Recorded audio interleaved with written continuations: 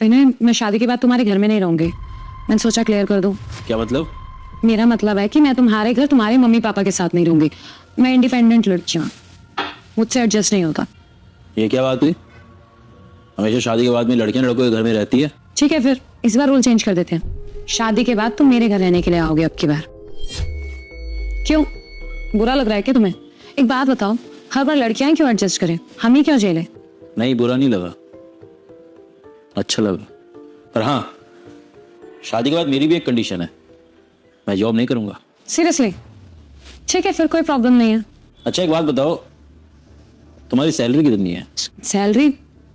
इन चीजों का सैलरी से क्या लेना देना? क्यों भाई, अगर शादी के बाद तुम मेरे घर आती तो तुम भी तो मुझसे मेरी सैलरी पूछती ना। चलो छोड़ो, ये बात छोड़ते हैं। ये बताओ तुम्हारे पास गाड़ी कौन सी है? हैरियर। एक गाड़ी पापा के पास है, बलिनो। अच्छा, एक तुम्हारे पास, एक तुम्हारे पापा के पास। अच्छा एक बात बताओ, अगर शादी के बाद मुझे कहीं जाना पड़ेगा तो फिर मैं कौन सी गाड़ी लेके जाऊंगा? तुम्हें गाड़ी की क्या जरूरत है, तुम तो घर पे रहोगे ना। ये क्या बात हुई यार? अरे शादी के बाद माना मैं तुम्हारे घर आऊंगा रहने के लिए, लेकिन फिर भी मुझे भी तो कहीं जाना पड़ सकता है ना। ये थोड़ी है कि मैं शादी के बाद तुम्हारे घर आऊंगा रहने के लिए, उसके बाद में मेरे को कहीं जाना ही नहीं पड़ेगा, तो फिर मैं कौन सी गाड़ी लेके जाऊंगा? ऐसे तो काम नहीं चलेगा, तुम्हें गाड़ी तो मुझे दिलानी पड़ेगी यार। अच्छा छोड़ो इन बातों को, तुम ये बताओ कि तुम्हारे पास फ्लैट कितने BHK का है? 3 BHK। 3 BHK? ओह, एक तुम्हारे पापा मम्मी का, एक तुम्हारे भाई का, और एक हम दोनों का। यार लेकिन रूम तो कम पड़ गया ना, क्योंकि शादी के बाद मेरे को एक्सरसाइज करने की आदत है, तो मुझे योगा जिम कुछ भी करना होगा तो उसके लिए मुझे एक सेपरेट रूम की जरूरत पड़ेगी।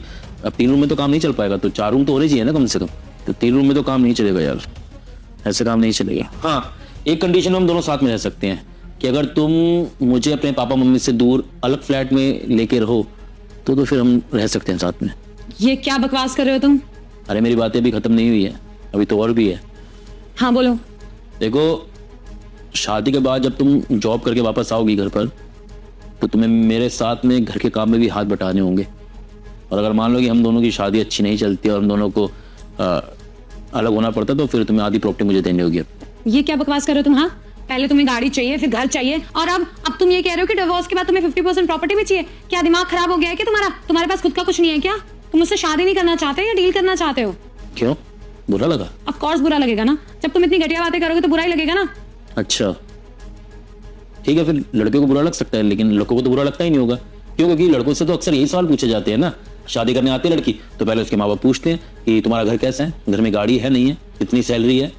उसके बाद में ये सब तय करने के बाद में शादी होती है किसी तरह लड़की के साथ में।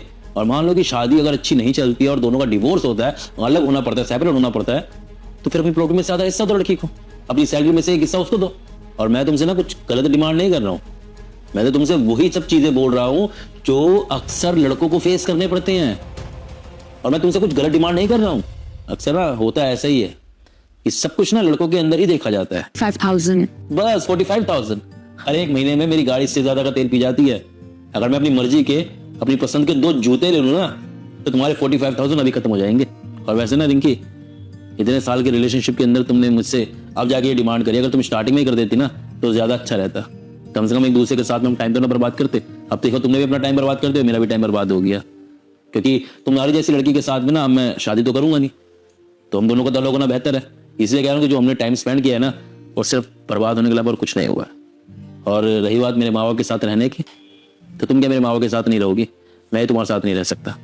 बाकी मैं रूम में जा रहा हूँ, तुम चले जाना, मैं तुम्हारा चेहरा भी देखना नहीं चाहता।